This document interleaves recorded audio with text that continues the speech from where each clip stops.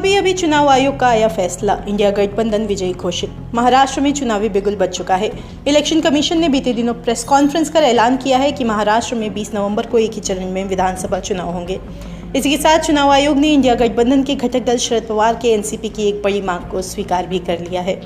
दरअसल चुनाव आयोग ने मंगलवार को कहा है कि उसने इंडिया गठबंधन के घटक दल राष्ट्रीय कांग्रेस पार्टी शरद चंद्र पवार के उस अनुरोध को स्वीकार कर लिया है जिसमें उसने इलेक्ट्रॉनिक वोटिंग मशीन यानी ईवीएम की बैलेट इकाइयों पर अपने चुनाव चिन्ह तुरही बजाता हुआ आदमी को प्रमुखता से प्रदर्शित करने का अनुरोध किया था, लेकिन इस चुनाव चिन्ह पर प्रतिबंध लगाने की मांग को खारिज कर दिया है। बता दें, मुख्य चुनाव आयुक्त राजीव कुमार ने कहा कि एनसीपी सपा ने चुनाव अधिकारियों से कहा है कि उसका चुनाव चिन्ह तुरही बजाता हुआ आदमी ईवीएम की बैलेट इकाइयों पर प्रमुखता से प्रदर्शित नहीं किया गया।